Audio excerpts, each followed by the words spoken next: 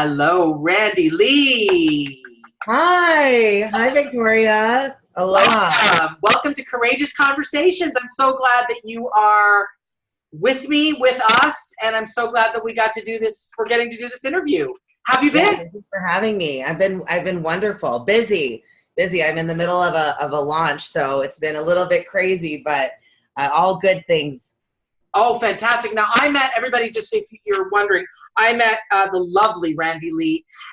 If everyone remembers, I was in Sedona for a wonderful conference called Woman Speak. I think it's right here, Woman Speak. Is that right? Yes, it is. And it was amazing, and Sedona was magical. And one of the magical things was watching you, Randi, doing a beautiful speech. I was so impressed on so many levels. And also, I want to hear more about you because you are a business mindset coach. You have a master's degree in education. You are a champion power lifter. Oh my God, you're amazing. And you are a self-acceptance specialist. And I want people to really, because, self-acceptance is so daunting for so many of us. It's something we all have to work on in order to get anywhere in life, frankly. To get anywhere, we need that self-acceptance. So firstly, I want you to tell us a little bit about how you came to the understanding that self-acceptance is sort of the gateway for you on so many other things. Tell me about your courageous experience around self-acceptance. Lovely Randi. Yeah, so it really goes back to my childhood, and I've always been in a bigger body. And because of that, I grew up really believing that there was something about me that I had to change. And so I grew up, I spent really the past 32 years, I'm now 33, and I feel like each year I'm just deepening into that self-acceptance, but I really spent the majority of my life trying to change myself. Okay. And because I thought I needed to be somebody else for somebody else in order to get that acceptance, in order to feel that love. And was someone telling you had to change? It's not like my parents told me directly I needed to change, but It was definitely those subliminal messages of like, oh, maybe you shouldn't eat that. Or, oh, you put on a little bit of weight, and then getting praised when I lost weight and just feeling like that was a way for me to get accepted by others, was being on that continual journey of trying to lose weight. And I can relate. Yeah. And no matter how much weight I lost, I never really found that acceptance. I never really felt like I fit in anymore, or, any more than I did when I was bigger. I always thought that there was that missing piece. And I was on this continual journey to try to find it, whether it was through weight loss or relationships. I thought I needed to be in a relationship in order to have that sense of fulfillment, especially as a woman being told you need to get married and have kids. I thought that that's what my path needed to be. And I'm 33 and single with no kids. So I feel like my whole life I've been trying to fit into a box that I thought I was supposed to. And anytime I put myself in that box, I realized I wasn't any happier. That's your realization. You tried to fit into the box, but you realize, okay, now I fit into the box, but I'm not happier. Yeah, and so it was always behind you. Yeah, she's always a little bit crazy, but it's okay. What's her name? Athena. Athena. I love the name. The goddess of war. That's why she's a little psycho. Keep going. Yeah, so it was like I would go into one box and then that's not it. So I'd go to another one, and I always thought it was something outside of me that needed to change. And what I realized was that it was my own relationship with myself that needed to change. Okay. It was my own belief system about what I believed I needed to be. And it was coming to that place of really accepting myself as I was that allowed me to create space to reconnect with my real self. So you had to tell yourself a different story. Yeah, I had to change that story, and I had to really figure out what my authentic story is. Okay. And I couldn't do that by listening to what everybody else, what society was telling me. I had to really reconnect with myself. And that was something I hadn't really ever done before. Okay. Wow. I mean, and how old do you think you came to that when was that realization? That was when I was 30. So I had this like, breakthrough where I realized I had to turn internally, but I wasn't really sure how to get there. I hadn't really, there was no model for that in my life of how to radically accept yourself in any stage. And so I had to really create that for myself. And it was a process of continually deepening, and even now to this day, just deepening into who I really am, my authentic self, my truth, peeling back those layers of limiting beliefs, of, those pressures from outside to get to really what I believe is my calling and why I'm here. Yeah. And do you think you're living your calling now? I believe that on the journey. I'm on the journey. Yes, absolutely. I think that the journey's always, the outcome, the vision is always unfolding for me the more that I deepen into my relationship with myself and my higher power. And that's always there's different, I feel like every stage that you get, it's like, there's still the same challenges. They're just a little bit different, So let me see what you think about this concept. Have you ever heard of the concept of equanimity? No, I haven't. So equanimity is, Buddhists talk a lot about equanimity, where it's the opposite of duality. This is good, that's bad. I'm fat, I'm fat, bad, I'm thin, good. And equanimity is sort of a way of thinking that says, it just is. It's more it's just like, it's a new story we tell. It just is. And I wonder what you think about that. Have you had to change your thinking from that's good, that's bad to this is just the way it is and it's okay? Yeah, I really believe everything that happens in our life is neutral. We just assign the meaning to it.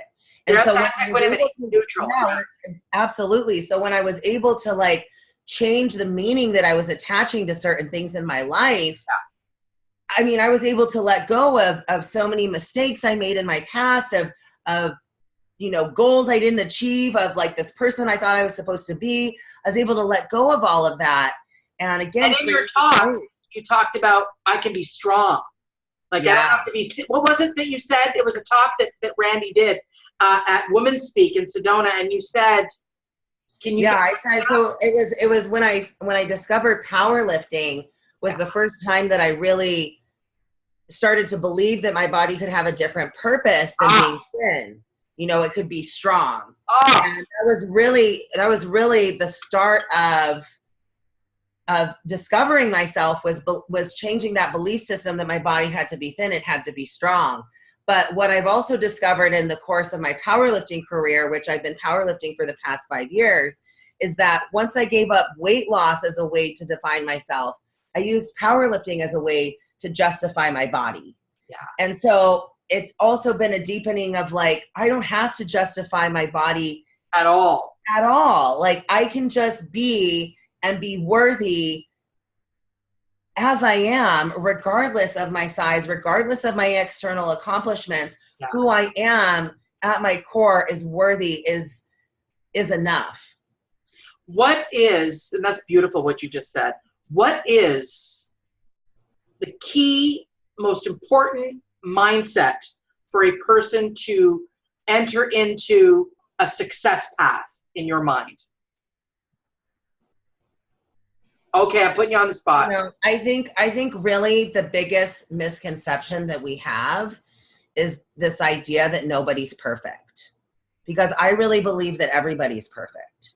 Okay. And I believe that when we start to accept our flaws, our mistakes, our failures, and start to just, again, look at them as neutral, and start to look at where we are as absolutely perfect and being exactly where we need to be, it clears up all of this space for us to really, again, be present, be in the moment, and be creating the life that we desire right now. So really seeing ourselves in our flaws as perfect. As perfect, as enough, as whole, as, as complete as you are right now. Right now, in this moment. Yes. In this moment. Oh, that's so profound. That's so deep. Because so many people, I mean, as you know, as a psychotherapist, what I'm looking at every day is people's feeling of I'm not enough. I didn't do enough. I didn't say enough. I'm not enough. It's not enough. I don't have enough anything, money, time, success, anything. So what do you think the key ingredient is to shift the mindset? Is it that the suffering is too much? What is it? I think we have to really start taking action. Okay. I think that so often we just stay stuck in our minds, and we come up with excuses and reasons why we're not enough, why we can't go after that goal, why we can't be this thing, why we can't, create the life we desire. But when we actually start taking action, and that's the only way we can move through the fear, because fear is always going to be there in our lives. But if we start taking action, we can actually build the confidence, because confidence, again, is through taking action. Confidence isn't just a skill that we're born with. It's built through taking action.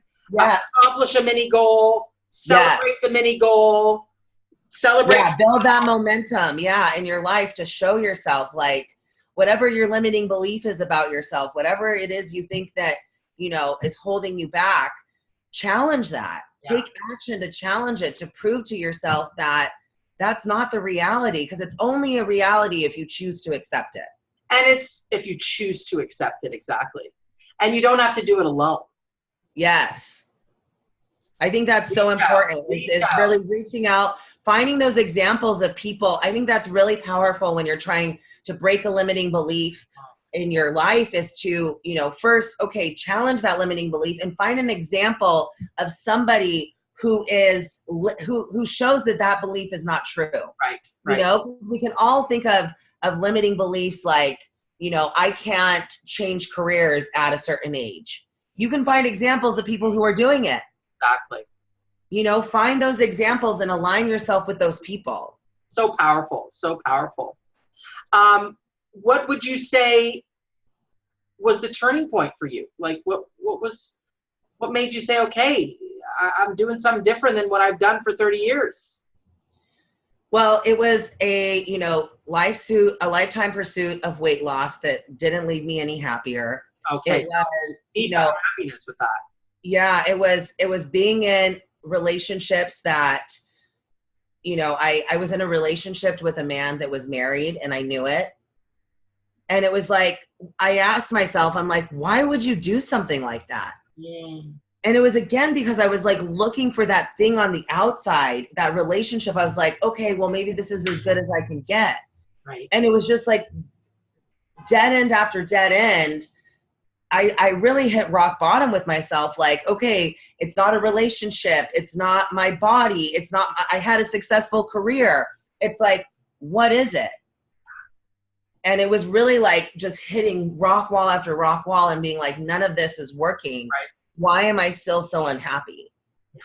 And it sounds to me like you have also, because some people hit the walls and then they'll give up. But you just decided, no, I'm not giving up. I'm doing something different. I'm shifting gears entirely. Yeah, I think my whole life, like, I think that's one of my superpowers, is my resilience. Like, I've always been able to be resilient in, every situation. And I think that's what's now made me so successful in my business, is when failures happen, like, I just choose not to look at things as failures. I choose to look at them as lessons. Oh, beautiful. And so, when those things happened in my life, it really was like, okay, well, what can I learn? How can I turn this around? And that was what's changed everything for me. Wonderful. Of course, you're not. I don't know. I'll ask you. Do you think you figured it out? Do you think you have actually figured out your thing? Or absolutely not. I think, like I said, I think every level of life you're faced with the same sort of challenges and lessons. They're just like presented in different ways. Now that I'm an entrepreneur and I'm working for myself, it's like I still have those self-doubts and those insecurities that come up. They're just in different ways than I did before. I wanted to play with you. Sparked. Oh, yes. Sparked. Remember we all met? Yeah. Sparked yeah. chicks. I do monthly sparked brunches here in Are you doing that? Oh my God. I do this with some of my guests. So we've got a really cool wheel, and that will generosity, gratitude, love, passion, opportunity, happiness, adventure, and inspiration, and gratitude. So I'm going to turn the wheel. Happiness. The happiness deck. So let's just see here. Where is the happiness deck? Give me a second, my dear girl. Because you are considerably younger than me, my dear. As you would never know, Victoria. Yeah. Well, thanks for saying that. All right, hang on a second. Gratitude, love, generosity. Where's the happiness deck? It's somewhere in here. They pack it in good, don't they? Oh, here we go. Happiness. All right. I'm just going to Randi Lee. Here we go. We got Randi Lee in the house. Yes. And we're going to pick a card for Randi. Express yourself. How can you bring more laughter and playfulness into your life? I think for me, it's really scheduling the time to make play like your daily routine. Okay. Because I get really caught up in I know for me, my way of avoiding stuff is just being busy. So I have to schedule in play. Schedule in play. Fun. Yeah. And I'm going to ask you a second one. Secret Spark. If you could put a message into a fortune cookie, what would it be? Ooh. Come on. I feel like it would have to be something about you're enough. Like your story has power and it deserves to be shared with the world. Huge. I love that. I love that. And your story does have power. Tell me a little bit about what programs you're offering, because I think you offer such amazing energy. You have such great energy, and I want to know, how can the people find you, and how can they be in contact with you? What's important for them to know about you and the work? Yeah, absolutely. So, you can go to my website, randilee.net, and find all my programs, all of my offers. I have a podcast as well called The Uplifting Podcast, which Victoria was recently on. Yes, so the Uplifting Podcast and randilee.net. Yes. Yep.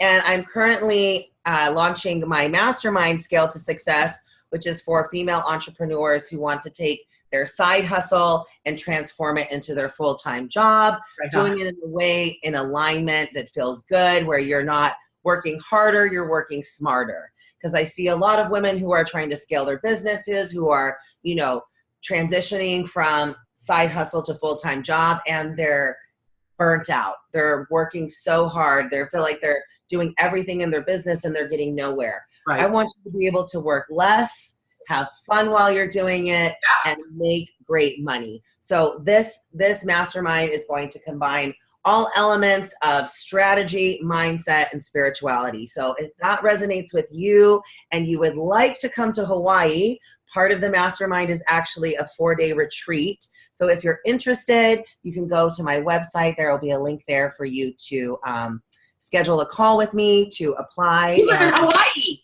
Yeah. When is this retreat? When is this mastermind retreat? It's October 10th through 13th. Oh, wonderful. So so it's a 6-month program. So if that sounds like something that resonates with you, I would love to, connect with you. I have lots of other ways that you can connect with me on my website. I have free guides, free resources, all that sort of stuff. So I would love to connect with your audience and go and listen to my podcast, especially the episode with Victoria. And it's all on your website, is that right? Yep. If you go to my website, there will be links to the podcast, links to my programs, my guides, all of that. Oh my gosh, that's so good. And we did a really, really cool interview about stopping multi-generational family bullshit. Yes. Excuse my French. It's so important. Yeah. So important, yes. I'm going to start our wrap up, but before we go, what I really want to ask you before we go is, there's a lot of young women who have eating disorders, who have body consciousness issues, who are compulsively eating or starving themselves or binging and purging. And I've never had an eating disorder, but I've definitely had body consciousness issues. And I grew up with a lot of body criticism in my family of origin. And it sounds like there was not the direct criticism in your family of origin, but some. Have you ever had an eating disorder? Is that something, would you call some of Yeah, actually, I mean, I was never technically diagnosed with one, Right. but I definitely had the symptoms of one, of especially of, you know, bulimia. Like I would binge and purge and stuff like that. And even orthorexia with being obsessed with exercise, and even the more extreme, like when I really, once I started to like be on the diets and everything, it was like to the extreme where I was using laxatives and restricting myself so much. And I mean, I would go to total extremes to keep the weight off. So I definitely did not have a healthy relationship with my body or food. And you told a story of having to lose a whole, like, whatever, 10 pounds in a 24-hour period before a competition one time, before you came. And that must have been just crazy. Yeah, that was really, so I had to, when I started powerlifting, what yeah, that my body had to be thin, but at the same time, I still resisted seeing the number on the scale go up. That was really hard for me. And so I dieted for, you know, the first couple of years of my powerlifting career. And as a result, didn't get very far. I wasn't very successful. So the last time I dieted for a competition and cut weight, I had to lose, I had been dieting for months and my body was just done. I had plateaued and the scale wasn't moving. So I had to cut 10 pounds before a competition, and I didn't eat or drink anything for 24 hours. I sat in a sauna to the point where I stopped producing sweat, and I had to be driven to the weigh-ins the next day because my blood pressure was so low. Oh my God. And, you know, this was something that I did to be healthier, and that I did, you know, all of these things. And it was like, I wasn't healthier. I didn't accept myself more. It was like, oh my God. Absolutely. And it was like, it was in that moment, I was like, wow, the number on the scale really does not correlate with how healthy we are. Right. Healthy is not a body size. Healthy is not this one size fits all. Like, there are a lot of thin people that I know that are very unhealthy. Yeah. You know, you can, even if you're eating healthy, but you still have negative thoughts, are you really healthy? Exactly. If you have horrible relationships and you're, you know, you're drinking all that, like, are you really healthy? Exactly. Exactly. Oh, you are like a warrior, an inspiration, a goddess, and just a lovely human. Thank you, Victoria. I love you so much. I really appreciate you and have just loved getting to know you and being in your energy. You're just such a powerhouse. Oh, well, you know, I think ditto right back at you, sweetheart. I watch your stuff and I follow you on social media. And where can people find you on Instagram? Yeah, on Instagram, you can find me. My name is Island Randi. There's an underscore in between Island and Randi, but my name is Randi. So you can find me, Randi Lee. And then on Facebook as well. Yep, Randi Lee on Facebook. I have a public profile. Yeah, I'm on LinkedIn as well. I don't have very many connections. That's like my newest social media. I'm still learning it, but I would love to connect with you as well. Yeah. Yeah, people got to follow Randi. Listen to her podcast. Read her stuff. And connect with her as a coach if that resonates with you. No matter how you find Randi, you will be inspired. You will be motivated to have courageous conversations with yourself and with others, and to redefine the negativity that you have said about yourself. Start accepting what's possible for yourself. I really that's what I really want to be a stand for, is just helping people expand what they believe is possible for themselves. We really can have it all. I so believe that too. I so believe that. Let's keep changing the world together, yeah? Yes, thank you so much, Victoria. I appreciate you. Thank you. I appreciate you, Randi.